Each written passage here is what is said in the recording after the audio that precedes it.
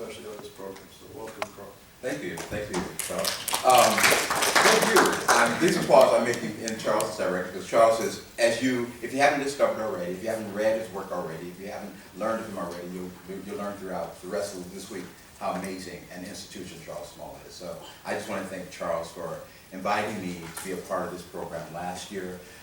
We had an amazing time. Things were so productive, things were so powerful and meaningful, and I think everyone who came left changed. And I'll just leave that with you. And of course, about being here with Femi back over the years and being able to connect the three of us as kind of the three musketeers last year and now again this year warmed my heart as well. We will have an amazing time. We will learn from you. We will grow from you, and we'll all learn and grow together. Amazing, amazing time ahead. And I'm just grateful to be a part of it. I'll catch up with you tomorrow. So I think very briefly, we're a small group, and I'd like to, if you don't mind, sort of go around the rows, and if you can just briefly introduce yourselves to the group, it would be kind. So we'll start over here. If you can stand up, please, and say who you are, where you're from. Hello, I'm Sagan Duncan. I'm from Hampton University in the United States. I'm the director of the Freddie T. Davy Honors College, and I'm honored to be here. Okay. Michal Vašečka, Masaryk University, Czech Republic.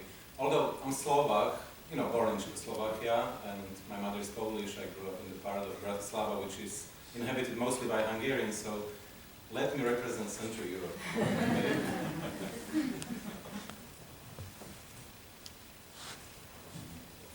My name is Stephen Sussman. I'm a professor of public administration and public policy at Barry University in Miami, Florida, and I'm happy to be here.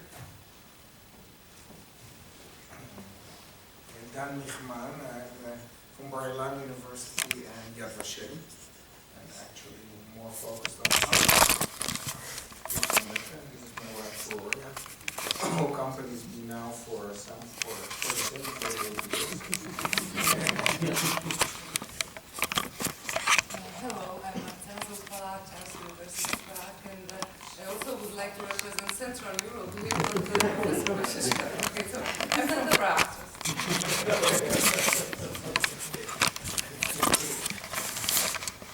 Oh, that's not good people from out here. I'm David Meyer from Dickinson, North Dakota. I can represent the Midwest.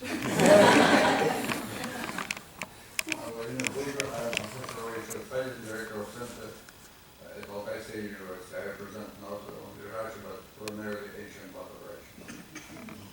And actually by ethical Mediterranean training as well. I'm Gil Khan. I'm a professor of political science at Kane University in New Jersey. And while my original focus was on U.S. foreign policy decision making, it still is. I became much more involved with both Holocaust and anti-Semitism for about the last 15 years, and I've done a lot of work in that area as well. So I'm glad to be here. Hello, I am Glen from Vilnius, from Lithuania, from Vilnius University, and I'm professor in Jewish studies with a focus on the Jewish history in the Rwanda, Lithuania, and on the Lithuanian Jewish history, and I think at only one there was an Eastern Europe. So this is, I think, Central Europe. I'm from Poland. And my name is Małgorzata Domagacka. It's very difficult to pronounce, so it is the simplest version, Margaret, I think. And I'm a teacher of Polish literature, but my research subject is nationalism and anti-Semitism, so that's why I'm here. Thank you very much. Still Central Europe. I'm Eva Philip from Budapest, Hungary, and I teach social psychology, and my research area is processing of collective traumas and historical representations.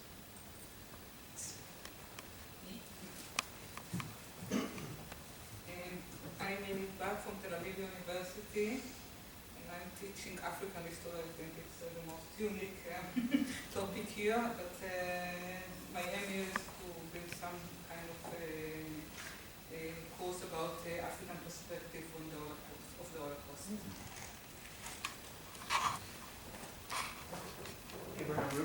I'm from Israel. I got my PhD training in the US, and now I'm doing a postdoc at the University of Frankfurt. I'm Katya Gibel-Nevoa. I'm both Israeli and American, and a whole lot of complicated histories behind that. I'm at Grinnell College, which is in Iowa, but I'm not going to represent the Midwest. My area focuses on multiple identities. I believe identities is always in the plural and never in the singular, and I talk a lot. I am Sharon Porthouse. I teach at Connecticut College in Connecticut, US. I'm in religious studies, but I'm the person who represents Judaism, and I sort of have to do it soup to nuts for the undergraduates. I'm David Patterson. I'm with the Ackerman Center for Holocaust Studies at the University of Texas in Dallas. I'm Dr. Dayan, also from Hungary, from Budapest, National University of Public Service, Faculty of Law Enforcement, and my subjects are sociology, history, and police science. Hi, my name is Alon Seger. I'm from UConn and teach philosophy and peace studies, Holocaust studies.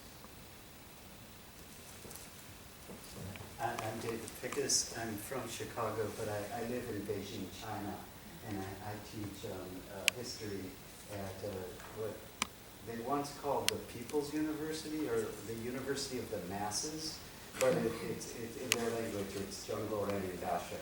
And I'm one of 3 people who represent China. Hello everyone, I'm Eddie Cohen from Israel. I'm a researcher from Bar-Ilan University. My focus is on Nazi propaganda in Arabic language and the Holocaust denial in the Arab world. Thank you. Femi Vaughan. I teach African history and African diaspora studies at Bowdoin College in Brunswick, Maine. An old friend, as you know, of Charles and Carlton. We've been friends now for roughly a good, going on 30 years. And it's really wonderful to be here. We were all 3 when we met. Hello, my name is Jiang Jing. I'm from China, and I'm a young teacher of Zhengzhou University in Henan Province. And I teach students the contemporary world history. I'm very pleased to study here. Hello everyone, my name is Yan Sun from mainland China.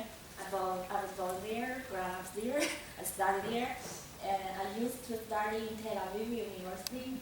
And I've been focused on the anti-Semitism and Holocaust studies almost 10 years. And that's the reason I'm here.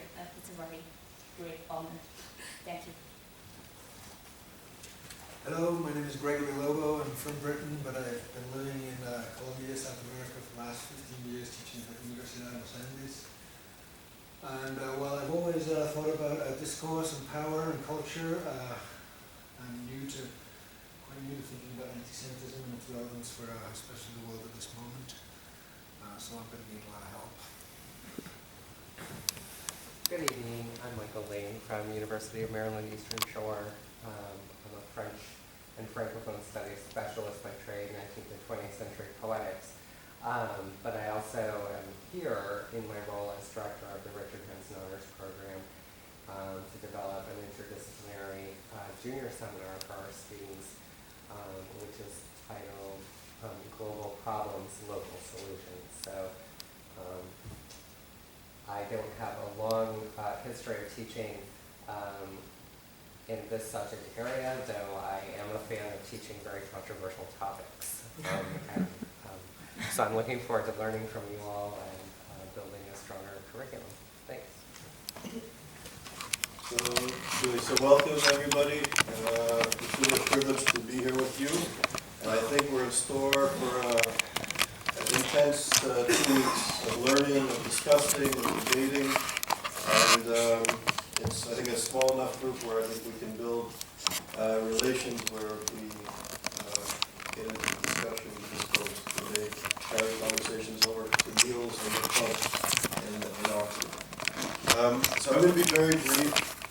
So as you know, ISGAP, the Institute for the Study of Global Antisemitism and Policy, We're an organization that started in 2005. We're a 501c3, we're an independent nonprofit research center in the United States. We're also a nonprofit organization and entity in Canada, in Europe, and in Israel. We're also the director of ISGAP Canada in addition to this program at Oxford. Ira and I are based in New York. We have an amazing colleague, Robert Hassan, who's based in Rome and runs ISGAP in Europe. And Dr. Mala Tabori is the director of ISGAP in Israel. And what we are committed to doing is doing high-caliber research on anti-Semitism from an interdisciplinary perspective with a focus on the contemporary. And in a sense, I would argue that ISGAP is trying to break a taboo because contemporary anti-Semitism is often dismissed and perceived as being politically incorrect, right-wing, neoconservative. Scholars who write about contemporary anti-Semitism are somehow inherently defending Israel and Zionism. So it's a difficult topic, unfortunately. And what we did last year was our first program. It was a great success. I think it was the best program that I ever participated on. But in a sense, we're creating, in this program, we're helping you to create courses based on your excellence and your academic research, and to go back to your universities and teach courses on a subject that has basically been ignored. And I think it's been ignored for all sorts of reasons, which we're going to explore in great detail, and why there's such a silence, particularly, I think, in the academy, in the Western academy, to the rise of contemporary anti-Semitism. So tomorrow I'll give a lecture on globalization and anti-Semitism, exploring three main types of anti-Semitisms with an S. So the religious-based anti-Semitism, the racist nationalist type of anti-Semitism, and today's anti-Semitism, which I think the dominant form of anti-Semitism is an attack on Jewish notions of peoplehood and Jewish notions of self-determination, and how that spills into all sorts of issues around the world. And Femi, Michelle, and Carlton, and Ira, we were out for dinner last night, and we were speaking about how in the past year, since we were all here last summer dealing with these issues in our first annual summer school, and how things are sort of unwinding globally. And we see the rise of radical political Islam continuing on its march, unchecked by the academy, unchecked by leading intellectuals, unchecked by the media of record. And this is a reactionary social movement which not only calls for the extermination of Jews, but calls for the subjugation of women, the killing of gay people, the elimination of the notion of other, the ethical relations that we have to have for the other. And yet, as this reactionary social movement gains force, it seems that Western nations and intellectuals have been remaining silent. And my colleagues just did a study in Israel, for example. Last year we discussed the nuclear Uran agreement. It was signed during the summer school. And today, 1 year later, we see $150 billion at least being transferred to a regime in Iran that literally calls for the killing of Jews. Boeing and other multinational corporations benefiting from this deal in great capacity. We know that 5 days after the agreement was signed, this massive refugee crisis from the Middle East exploded. People from Iraq, from Syria, from the region, refugees in Turkey, who did not want to live under Shiite domination, Shiite Islamist domination, decided that the West had abandoned them, and they decided to leave, to move. And this is where we see the influx of millions of refugees into neighboring countries, into Europe, destabilizing countries. Jordan is on the brink. Southern European countries had to cope last year with this massive influx. Germany, the rise of xenophobia, the rise of security issues, all sorts of things are spilling now from the Middle East into other parts of the world, and the intellectuals have remained silent in this moment. in the United States of America to discuss radical political Islam. Islamism, not Islam, not Muslims, but Islamism is a political sin. If you speak about it, you must be supporting Trump. This is the caricature in the debate in the United States between the Republicans and the Democrats, the sort of silencing of rational, high-caliber, serious thought about what's happening in the world. And it's this silence that is, I think, undermining notions of citizenship, notions of democracy, and notions of human rights. So while the world looks at the Jew, while the world looks at Netanyahu and the settlements and the Zionists, here we have hundreds of thousands of people massacred that will go down in history in Syria and Iraq as a genocide. We have 12 million refugees, and the world is still silent. And I would argue, I would submit to you, that this is very much a part of anti-Semitism in the contemporary context. As Elie Wiesel, who unfortunately passed away about 6 weeks ago, used to say over and over, that anti-Semitism begins with Jews, but it never ends with Jews. That once this violent, virulent form of hatred is unleashed onto society, it doesn't stop with the Jews, and it attacks others. And we can see, tragically and sadly, how Elie Wiesel was correct, that once we were silent for 2 or 3 generations about the demonization of Jews and Jewish peoplehood, that this reactionary social movement and this hatred has been unleashed against all sorts of victims. And I think we, in the next 2 weeks, will unpack this threat, not just to Jews and to the Israelis, but to democratic principles, to human rights, to women, to gay people, to Christians, to Baha'is, to moderate Muslims, who are the greatest victim of this reactionary social force and the silence and the selling out, if you will, of democratic principles from the West. So I'll discuss this in more detail tomorrow. Carlton and I are scheduled for a few hours of a lecture. So tonight we have a full program. I will be brief in my introduction. You can see our colleagues, there's bios in the program that you have. So I won't go through the bios, only to say that it's really a privilege and an honor to have this panel here this evening to kick off the program. Tonight's lecture, Globalization and European Antisemitism, the Case of France and the Russian Federation. We'll do the panel discussion, and then afterwards there'll be a film that we'll show. So the first speaker will be Ze'ev Khanin. Ze'ev, you'll see the biography, comes from Israel, from Ariel University, from the Diaspora Affairs Ministry, and is also an expert on Russia, Ukraine, and various parts of Europe. He's also a colleague. It's thanks to him that ISGAP runs a program in Kiev, a seminar series. It's thanks to Ze'ev's diplomacy and ingenuity that has allowed us to do this. He's now organizing a very special program for us in Baviar to commemorate the Baviar massacres. So Ze'ev will start off, and then after Ze'ev will be Dr. Glen Feder. Glen is did his doctorate at Sorbonne and Boston University.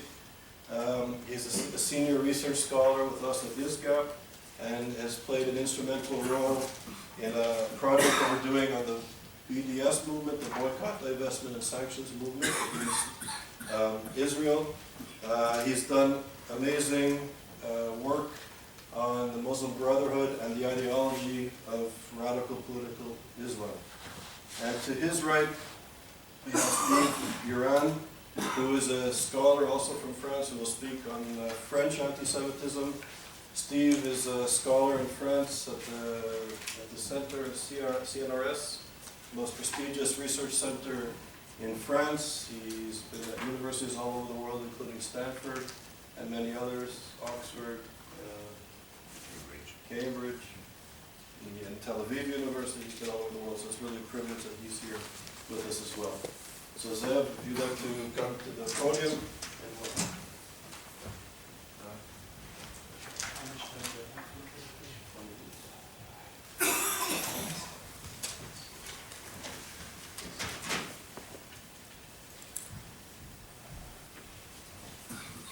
Sure, thank you very much.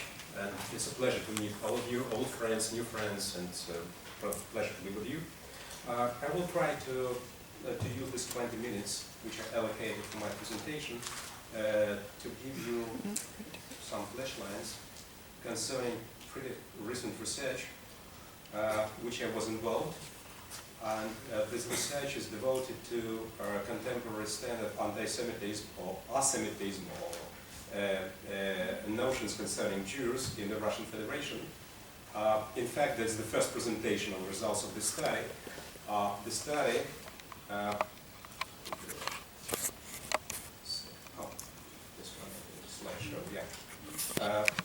the study actually was invited by the Russian Jewish Congress and conducted by Levada Center. Levada is the most prestigious center, my Russian colleagues know. It's like a Russian analogy vis-a-vis of Gallup or Pew Center in the United States. And in fact, it was never published before. As I said, it's probably the first presentation of the results of this study. So if we will start from the very beginning, I would say that the post-Soviet space, and including Russia, is a sort of a secure island for Jews. It may sound funny, because we knew that the Soviet Union was the place of discrimination of Jews, the place where Jews were behind the Iron Curtain, and the Jewish world did everything in its power in order to break down the Iron Curtain, to let the Jews escape from there as soon as possible in order to escape anti-Semitism. At the moment, we cannot say that it's the place where the situation of Jews is the worst in the world. In fact, concerning the number of anti-Semitic events there and public attitudes concerning Jews, probably the situation in Russia might be better than in France or in some other places in the Western world. However, we should be very careful in order to make this final conclusion. Probably I would be able to conclude this lecture to say it's a wonderful place for Jews, no problem, and there's nothing to talk about. In fact, it's opposite. It's far from being so. In fact, if we will have a look on one hand, what the public opinion, public notion concerning Jews in the former Soviet Union and Russia in general, you will see that according to this study, compared with this previous study of the same center, you will see that according to the general opinion of the population in the Russian Federation, you see that between Jews and Christians, meaning ethnic Russians, Christians, Christianity, the ethnic religion of Russians or Slavs in the Russian Federation. A overwhelming majority of people believe that Jews and Christians there share the common values and there are more in common than the conflicts. You can see that that majority of people believe that it's better to forget about all the evils of the past and to look into the future. Only 13, and if you will add to that those who had to say something like a quarter of people that believe that these two will never come together. So from this point of view, it's not a big problem. You will have a look, compare their different studies of the different years, starting from the mid-1990s until until the last century, until the last year, you will see that negative estimation sum is not so high. 12%, 16%, 15%, 20%, meaning that the majority of people approach to the Jews with a sympathy or like to anybody else. Only few, less than 15%, probably declare that their approach to Jews is irritation and hostility. On the other hand, if you will ask these people, I mean, that's a representative example of the Russian population, age of 18 and more. If we will ask them whether there is a substantial part of their neighbors, of the Russian citizens, they have a negative notion to Jews, only, neglectable share declare that almost everybody of the Russian citizens, they have a negative aspirations and a negative view concerning Jews. Still, more than 15% believe that it's more than the half. However, the substantial number of those who were questioned believe that there is no special negative reference to Jews in the Russian Federation, so we can forget about evils of the past. Majority of people believe that anti-Semitic estimations of Jews in the Russian Federation did not increase in the last year. However, even more believe that they decreased. But you will have a look at the number of anti-Semitic events. They are substantially small than it used to be, or they could expect, concerning their all this anti-Semitic, anti-Zionist, in fact, the same anti-Semitic propaganda in this late Soviet Union. We will have the number of events of anti-Semitic vandalism in Russia and Ukraine. They are also relatively small. Why that happened? That happened due to the few reasons. The first reason, they said that the number of Jews in the Soviet or post-Soviet states decreased dramatically. So you do not see them. And you have more new enemies, so-called. Caucasians, meaning not the meaning of Caucasians in the United States, meaning those who are from Northern Caucasus, Chechens, Dagestanians, and so on and so forth. The Muslim minorities that are actually identified with the Islamic terror in the Russian Federation. They have new enemy now. Russians have Muslim migrants, and also the United States, the European Union, they are new enemies at the moment. In Ukraine, that's Imperial Russia, which is going to take back the Ukrainian independence. And if you will take the Soviet and Caucasian nations, Armenia and Azerbaijan, they are very much involved in war against each other and don't have time to think about Jews.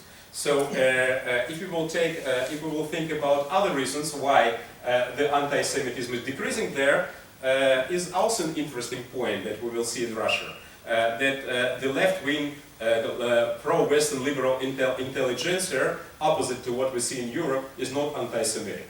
Actually, the Jewish national movement in the Soviet Union was a part of a dissident pro-Western liberal movement, and Jews are seen as their allies, a struggle against conservative dictatorial regime. So Russian intellectuals that have an influence on the public policy and ideology in Russia, they're actually philo-Semitic rather than anti-Semitic. In spite of the support of the Russian Federation of, let me put it this way, much more pro-Arab rather than pro-Israeli orientation of the Russian foreign policy in the Middle East. Russian Muslims are actually the ethnic Muslims. The radical Islamism in Russia is not developed so much. Meantime, that is why, if we are talking about Muslim groups of the population in Russia, Russia in fact boasts one of the largest, probably the largest Muslim minority in Europe, but still it's much more, we are talking about Tatars and Chechens and other groups, ethnic Muslims, rather than focused radical Muslim groups. So from this point of view, we do have some elements of this new Islamic anti-Semitism, but it's not much more developed in Russia. And finally, still, we should not forget that the Russian regime is an authoritarian one. And according to the Russian regime, anything which is not, how would put it, authorized from above is not welcome. So as well as the anti-Semitism in the Soviet Union was a part of the official policy, at the moment anti-Semitism is not a part of the official policy. As this is not welcome from above, people less involved in that.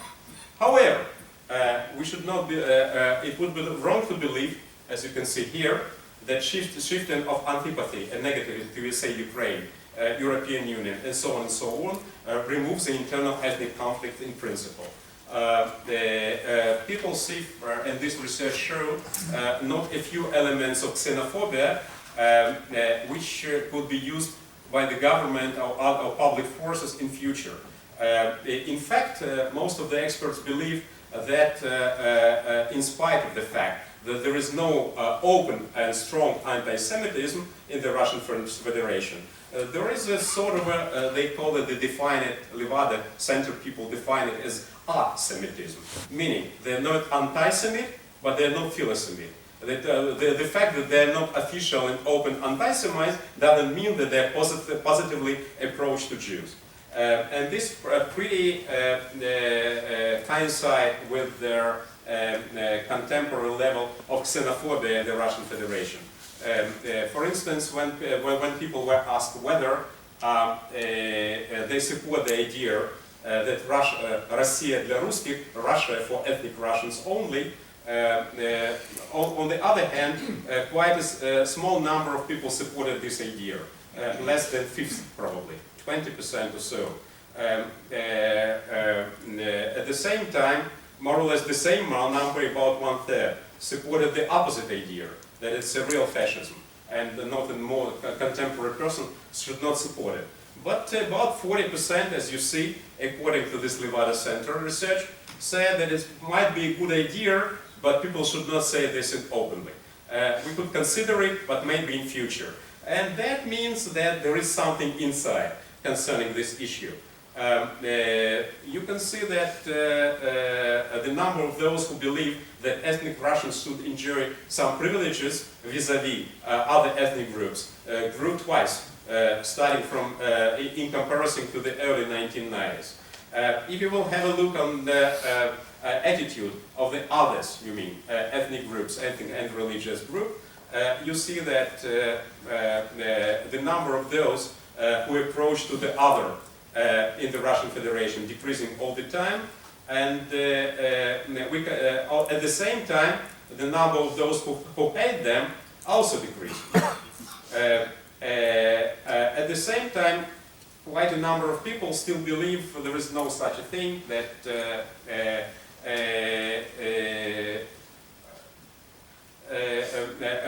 there is no xenophobia at all, and there is no necessity to care about this problem. I understand that my time is almost expired. However, I would like to show you a couple of things which seems to me pretty important in order to understand what the story now concerning the xenophobia and anti-Semitism in the Russian Federation. On one hand, if you will have a look about the list of groups which attract the most antipathy for the Russian citizens, Jews actually are, Jews are actually second to the end. Only 10% said that they attract the specific antipathy of the Russian population. Those who are first in line are actually Roma, the immigrants from Southern Caucasus and from Central Asia. On the other hand, Americans are also in the same line. America is the enemy at the moment. Not the full meaning of the word, it's not the Cold War, of course we are not there. Hopefully we will not be there anymore, but still they enjoy quite respectable number 4 place among the list of enemy. The Jews actually, as I said, second in the end. If you will have a look at, in terms of the historical retrospective, Jews actually, the toughest number, a little bit more than 20%, had place in 2002. In the last year, actually only 8%. There were, it will take their combination of the negative notions and negative approach to Jews expressed such, as I said, in 2015. A well-known majority of the Russian population still believe that they don't have anything against of having a look at having a Jew as a colleague at work, as a boss at work, as a business partner, and so on and so forth. Still, you can see that if we will take the most close relation, meaning to see them as a part of the family, quite few, less than half, agree to take that, agree with that. And the Bagardus social distance that we all use Many people, quite a number of experts believe that it's not an exact definition of the real situation. However, everybody uses it everywhere. So the Jews, from the Bagardo's point of view, scale point of view, they take the third place in line after Americans and Georgians. In America, there is a global competition between Russian Federation and America, and the Georgians, they were in the stand of war just a few years ago, as you know. The Jews, number 3 in line. So how can we compare that?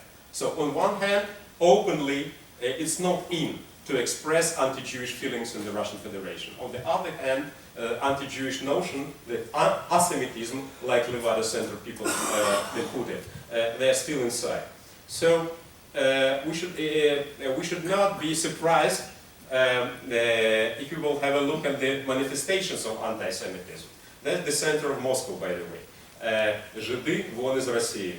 Pikes, get out from Russia.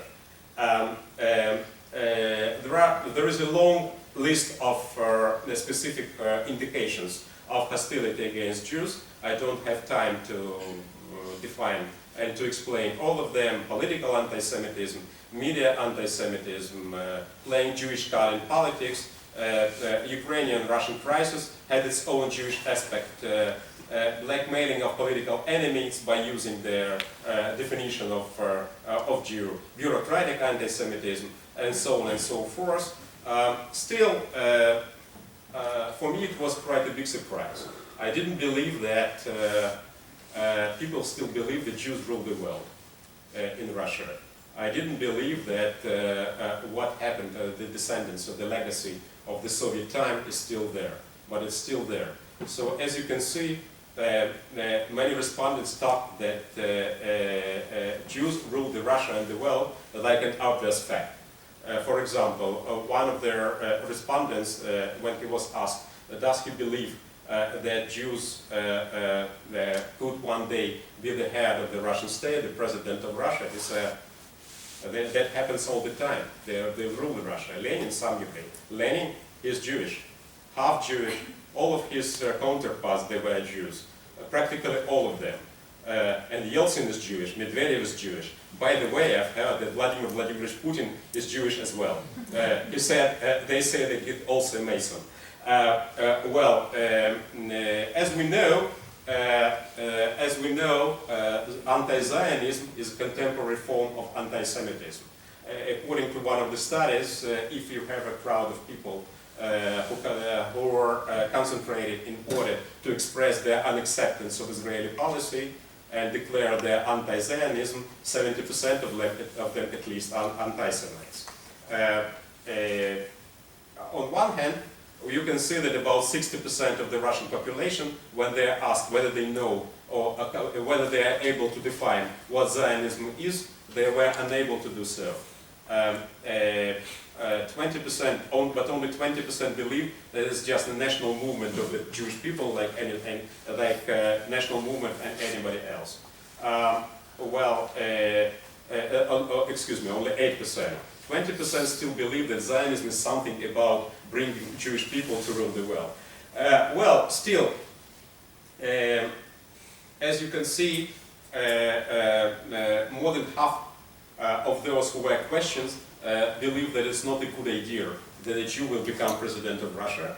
Actually, I believe that many people in the West also wouldn't say that it's a good idea that a Jew will be a leader of their country. I don't think what about Israelis, by the way.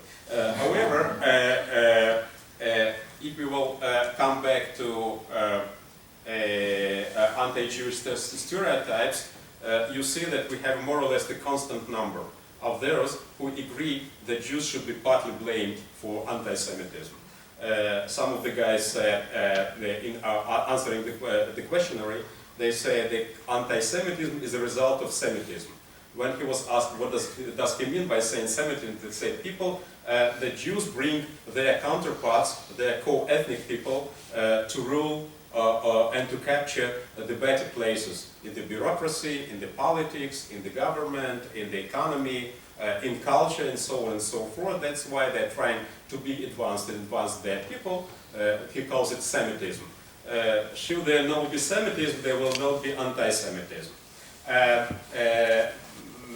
Some of the Russians still believe that Jews define themselves as the chosen people. For me, it was a big surprise that still 13% believe that Jews should be blamed for crucifixion. Okay, 13%. But for me, more interesting that about 60% said they don't know. Okay, whether they should be blamed for that or should not be blamed for that. However, the major problem, as you can see here, is still that substantial part of the Russian population still believe the Jews have double loyalty. And many still believe that they are, that they support, that they loyal to their people and to their state, meaning Israel, much more than Russia. Still, we shouldn't overestimate, exaggerate that. Still, we are unable to define Russia and the Russian population as clearly anti-Semitic. We are unable to define what are the remnants of what happened in the Soviet times or what is new, new forms of anti-Semitism. In fact, such new forms of anti-Semitism as Islamic anti-Semitism, radical right-wing anti-Semitism, anti-Zionism is pretty new for Russia. But still, we also should take into account the fact that there is no public demand for that, for contemporary anti-Semitism. We hope that the position of the Russian government will not change. Contemporary Russian government is not anti-Semitic.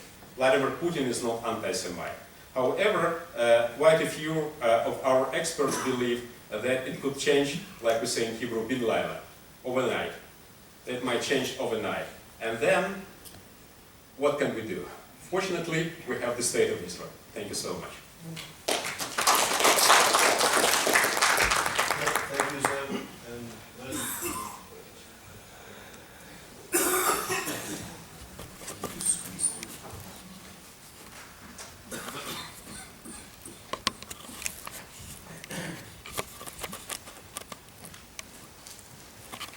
Thank you for that fascinating talk on anti-Semitism in Russia.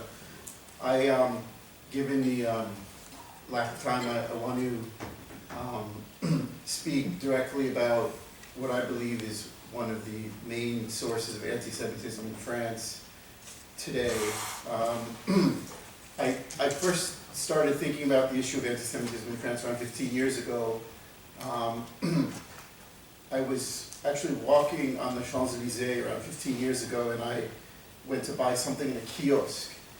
And to my shock, I discovered in that kiosk, not only was he selling gum and magazines and things like that, but a variety of books, which I recognized immediately because I was working in counterterrorism at the time, that were part of a kind of radical Islamist ideology. I saw Hassan al-Banna and Sayyid Qutb and various other Islamist ideologues on the shelf, and that brought me to starting to research and think about these questions and why, how extensive a network existed in France on this question, and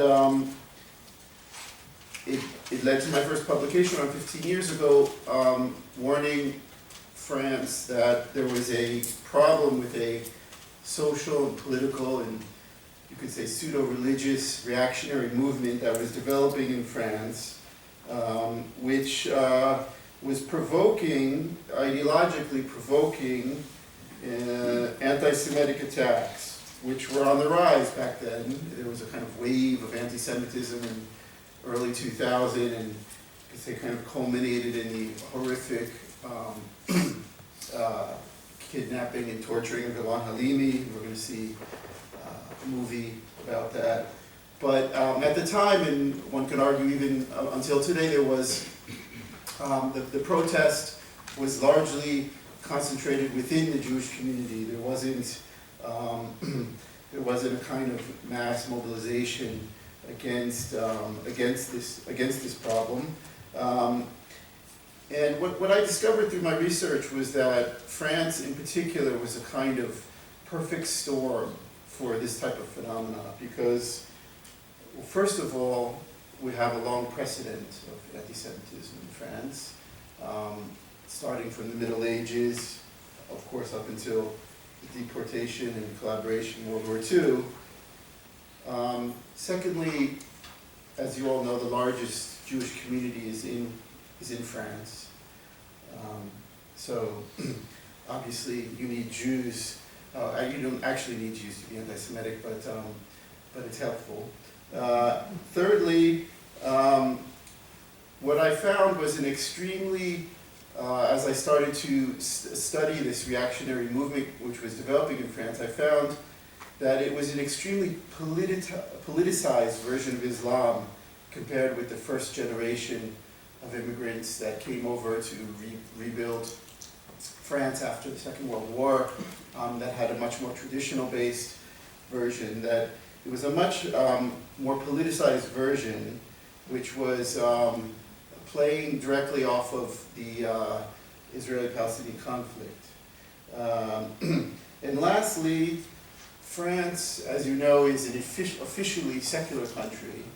They declared themselves a secular country in 1905. They're a generally liberal country, especially, or comparatively, let's say, liberal country, which has a character which is in many ways directly antithetical to the kind of fundamentalist, religious, conservative strand of Islam that was spreading at the time among a population that was poorly assimilated and often coming from countries that were colonized by France in North Africa. So you have this poorly assimilated population that were, let's say, disproportionately angry because of certain historical grievances. So this led to, I think, a very fertile breeding ground for external movements to recruit and radicalize. Now, within this reactionary movement, what I found through looking into it, that there was a very strong trend towards Muslim Brotherhood ideology. Various Egyptian ideologues, like the founder of the Muslim Brotherhood, Hassan al-Banna and Sayyid Qutb, had a very important influence on Islam in France for reasons that I'm going to explain. But I just want to point to one aspect of this ideology which I think is very revealing. If you read, for example, Qutb's Our Struggle with the Jews, in his other texts, you see that the kind of blasphemous idea of democracy, the debaucherous mixing of the sexes and sexual liberation and the secularism, all of this stuff that you find in France, Qutb doesn't speak specifically about France, but he attributes that to the Jews.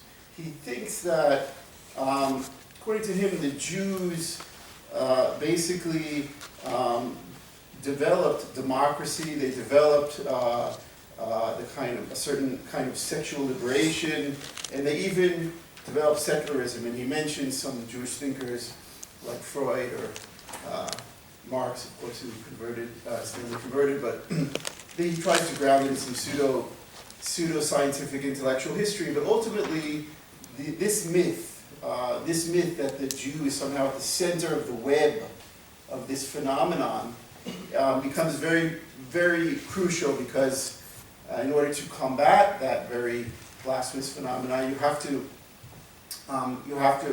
hit the core.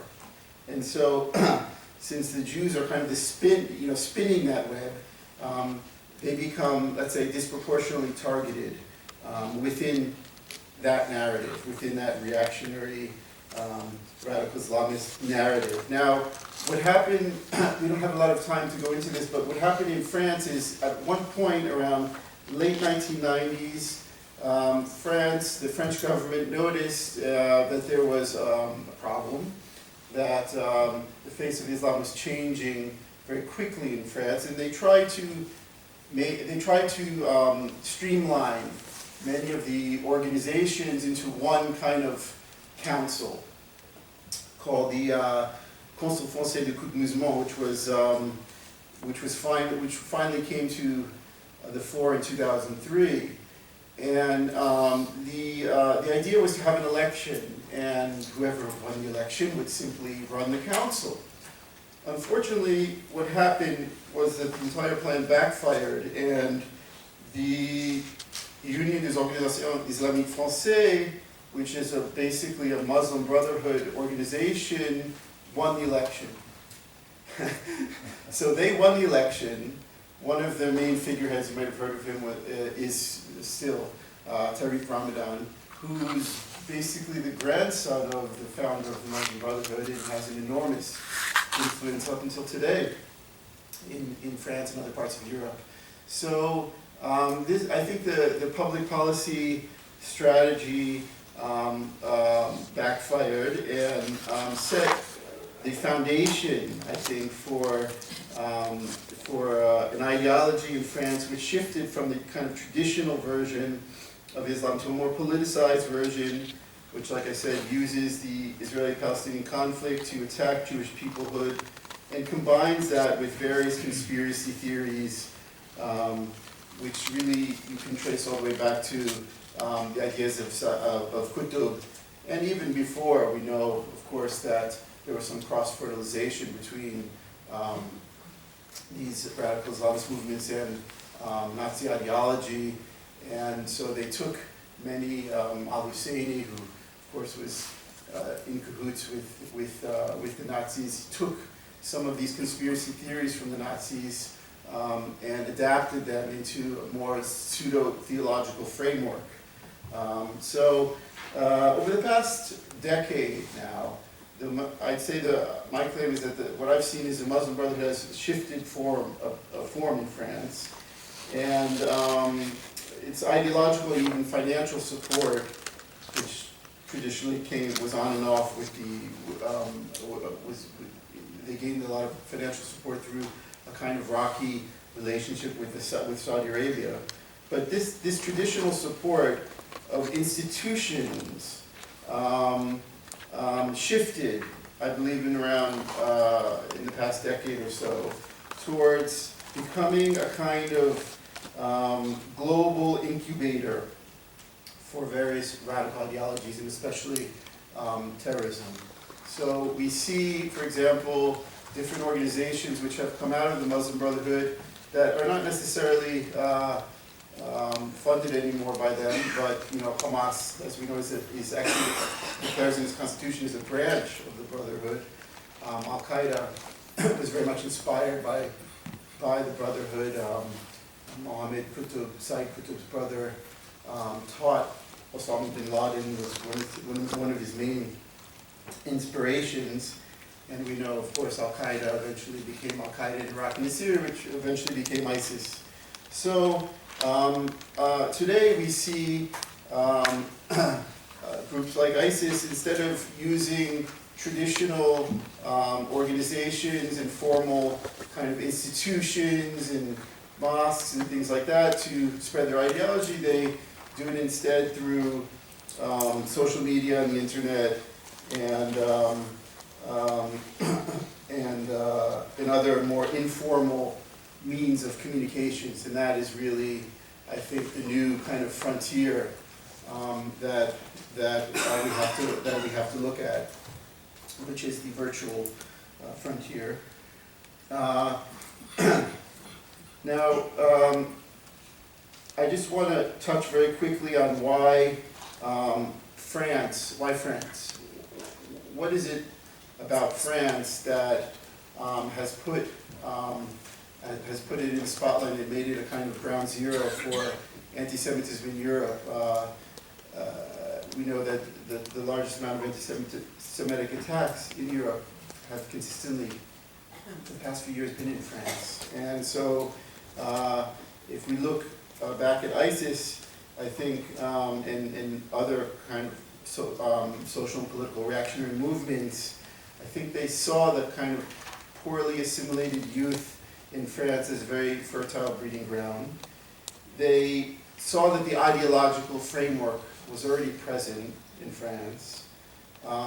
There are at least two top officials in ISIS that are French origins and would like nothing more than to attack France.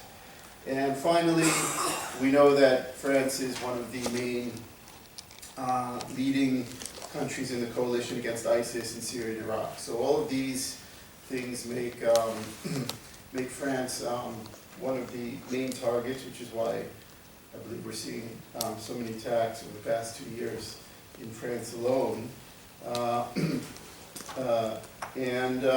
Of course, going back to specifically anti-Semitism, since the Jew is the source of this debaucherous, secular conspiracy to destroy Islam, because that's what Qutb thinks, is that it's actually a conspiracy to destroy Islam. Since the Jew is a part of that, is really at the center of that, there of course been a disproportionate amount of attacks against Jews, and it can come in various forms through religious institutions like in Toulouse, Mohammed Merah in 2012, or what's become very worrisome lately are the theories about economic conspiracies, and we saw this through Ze'ev's talk about Russia, Jews trying, that Jews are rich or trying to take over the economy. And so we've seen various attacks. There's one in Crete around a year ago where the terrorist said that he robbed a couple and did some horrific things to this couple in their home, in their apartment, and said that he was interested in, he got their bank cards and everything, he was interested in them because they're Jewish and therefore they must be rich. And of course, when we see the movie about Halimi, we'll also see that initially he was attacked and they were trying to get money out of the Jewish community. They just assumed that he came from a wealthy family because he was Jewish, which, I mean, the vast majority of Jews in France, one of the largest communities is in the northern suburbs of Paris, which is far from wealthy communities. So,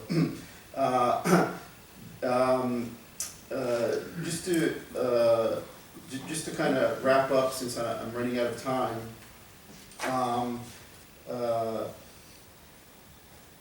I didn't really have time to mention how these radical Islamist movements kind of partner and cross-fertilize with far left and far right movements in France. And this, maybe Steve will talk a little bit about this. But this is a topic, a whole other topic, but there's been a kind of cross-fertilization of these movements. The Fondapple survey that I signed stated, for example, that 39% of National Front supporters believe that Jews aren't really French. 24% of the far left think that there are too many Jews in France. So there's this strange cross-fertilization between these reactionary movements and the political extremes in France, which make the problem even worse. So I hope I've shed some light on an important element of one of the sources of anti-Semitism in France today, and we'll open the floor up to Steve now.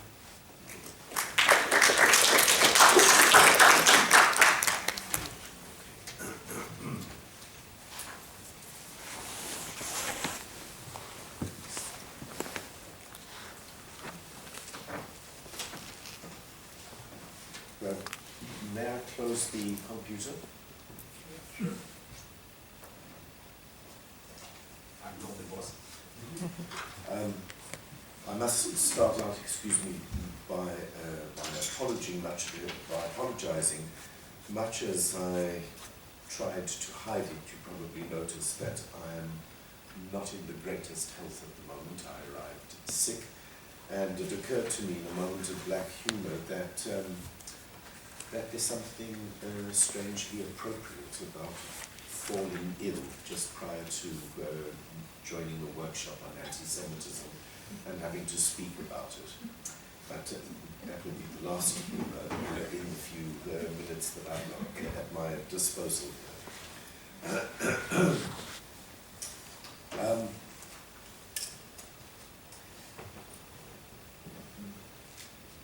the short time that I've got available, perhaps a word on what I'm not going to do, and also on what I am going to do. I'm not going to give a day-by-day, blow-by-blow account of contemporary anti-Semitism in France.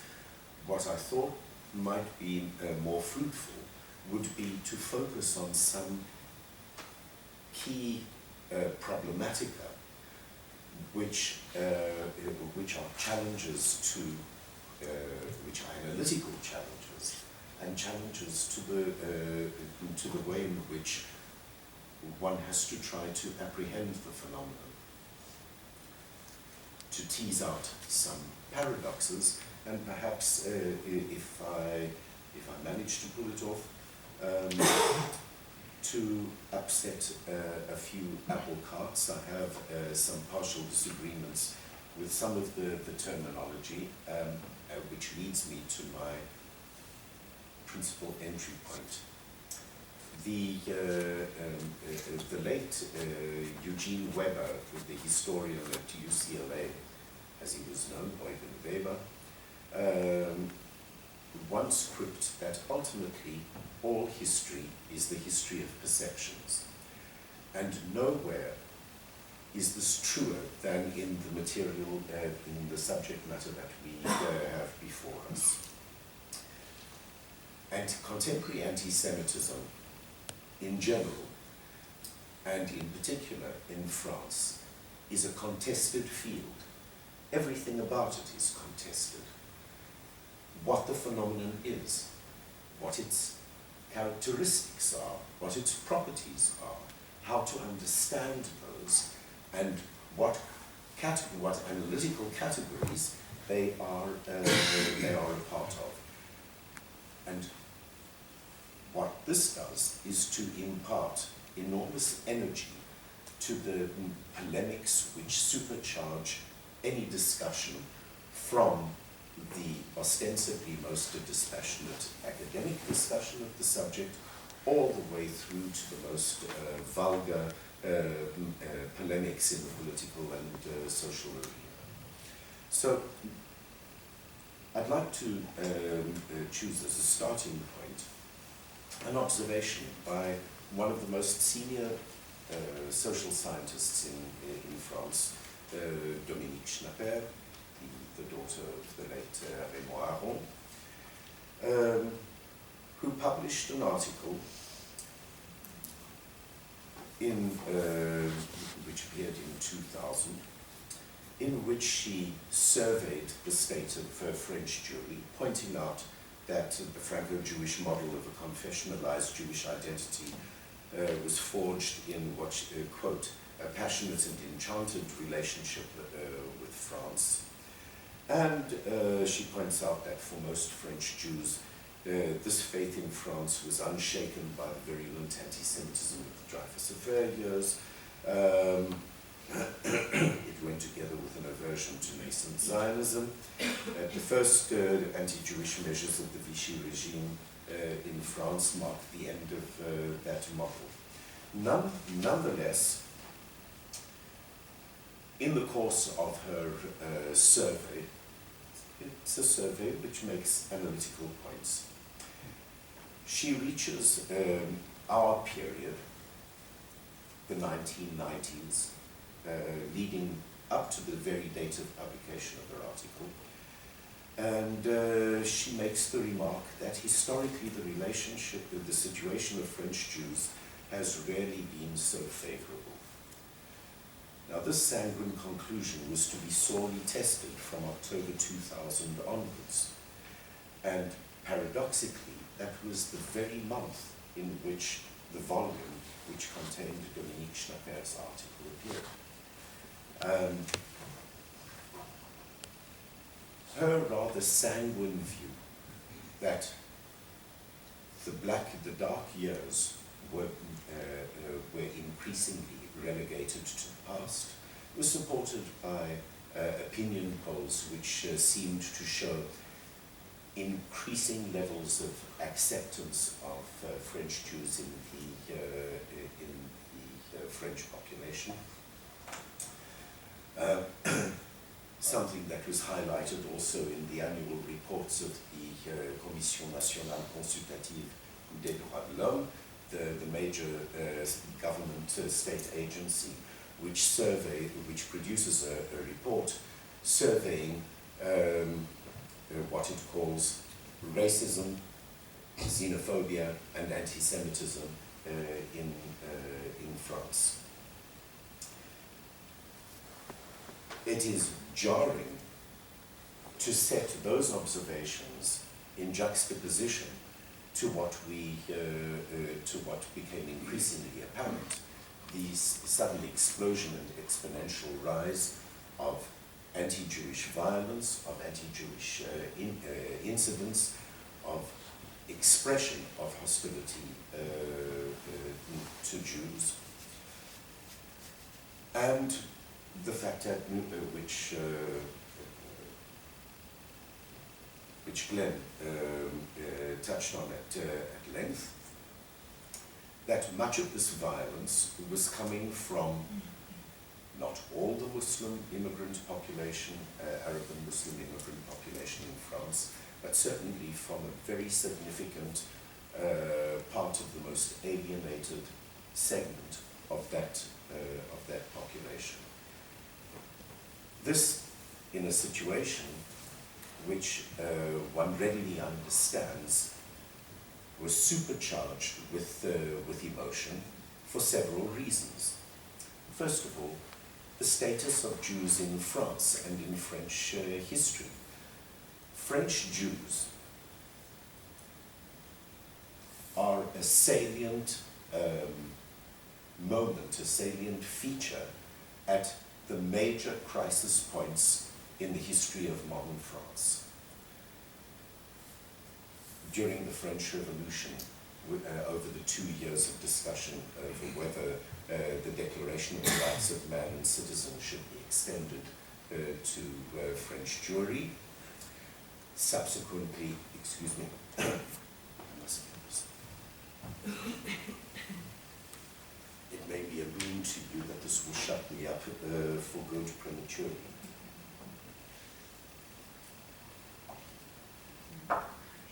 During the Dreyfus affair, when the very notion of the intellectual as the conscience of his society was forged, the anti-Semitism, which was a central feature during the Dreyfus affair, at a moment of ideological flux, of the forging of a third way, ideologically between the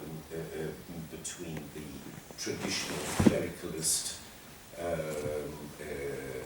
right-wing Catholic hostility towards Jews and towards French Republican democracy, and currents in democratic and progressive thought in France, and with the confluence of elements of these currents in the upsurge of this populist anti-Semitism, and likewise, as was mentioned before, the Jews and hostility to the Jews absolutely central and salient in the so-called national revolution of Vichy France. And the construction of the legitimacy of the French Republican regime in the post-1945 period takes self-consciously and directly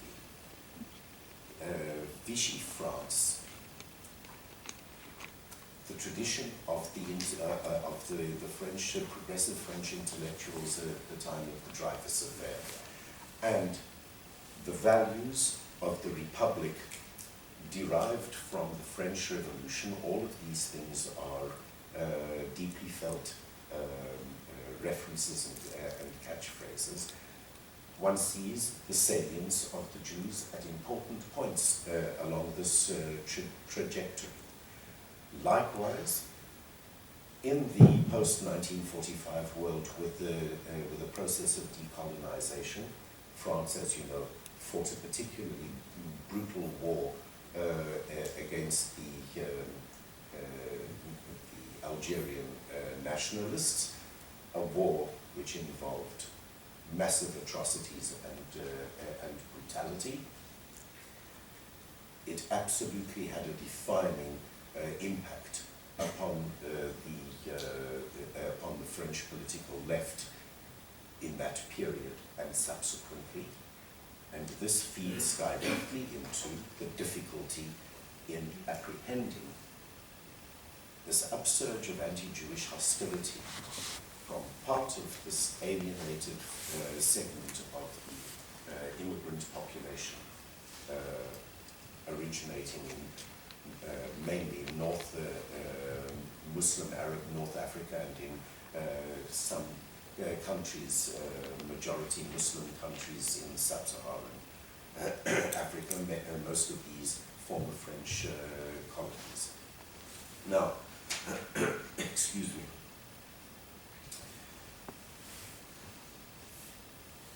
How to understand this? The annual report of the National Consultative Commission on Human Rights, by grouping together racism, xenophobia, although it treats these as discrete subjects, racism, xenophobia, and anti-Semitism, at the very least implicitly treats anti-Semitism as subsumed by the broader category of racism. And I think rather, it's a very strong conviction that I have, that this is a fundamental error, even if, to be sure, different kinds of prejudices of those classes do tend to overlap in certain respects. The anti-Semitism has certain distinct properties to it. There is a distinction between prejudices and hostility, which are predicated overwhelmingly on sentiments of contempt, and therefore implicitly on a sociology of hierarchy, and other prejudices which more pertain to the case of anti-Semitism, which has a combination of both contempt, fear, and of a sense of threat, of hatred. It is less hierarchy that is involved there than the notion that the Jews constitute a malign presence and a malign force in society.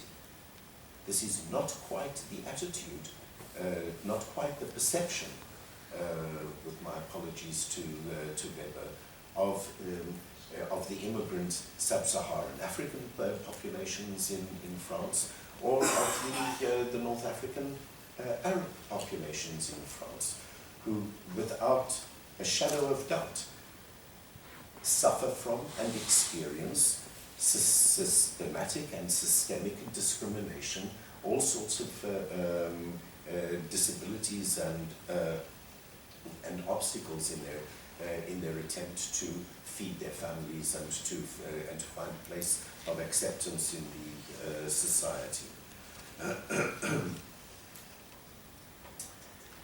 Now, with the beginning of this upsurge in anti-Jewish hostility, in word and in deed, and I think that these are perhaps a few moments that are worth dwelling on, and if I may make a modest suggestion to the workshop, to focus in the course of your deliberations and discussions on anti-Semitism as a matter of ideas, words, and deeds, and an attempt to, and the need to assess the dynamics which allow these things to acquire traction and a mobilizing force in the society. Soon after the beginning of this outbreak of hostility, and this comes to what I'd like to do, I don't know how I'm doing for time over here, but to choose a few, I suggest, both emblematic and paradigmatic examples of interventions in the national debate. Incidentally, quick parenthesis. Most of French social science was simply at a loss as to how to understand these things. There are very few in-depth monographic studies by French social scientists. One can count them on the fingers, more or less, of 1.5 hands.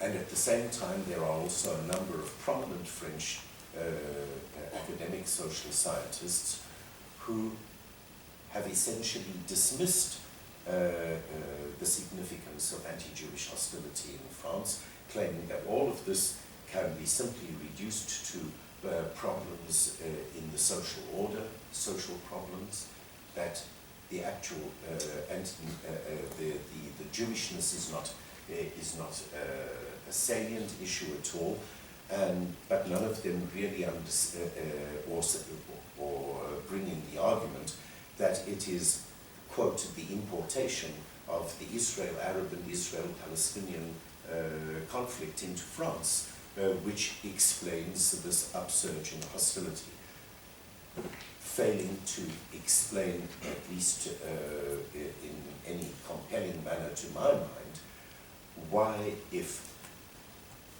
there is great upsurge of anger against actions and policies of the Israeli government, why that should lead to rioting, vandalism, and assault, all the way to the cases of murder which were mentioned by Glen, not of the tormentors of the Palestinians as they see it on the eastern seaboard of the Mediterranean, but of Jewish neighbors and residents in Paris and in the other big industrial cities in France. Pascal Boniface, the director of the Institute of International and Strategic Relations, published an op-ed article in Le Monde in 2000 entitled "Letter to an Israeli Friend," and he warned that by blindly supporting Israeli policy, which is considered by more and more people as unjust, if not odious, the French Jewish community runs the risk of isolating itself.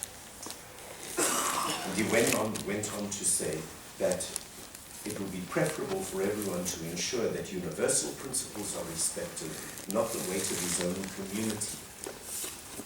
This touches a deep chord in the legitimizing, in basically the foundation of political legitimacy of the French Republican regime over the last many decades, that it is derived from an ideology which paradoxically is at the same time universalist and nationalist, egalitarian and elitist, and in the tension between those terms, you have the interventions in the public polemics and debates giving greater or lesser weight to one or the other of these terms.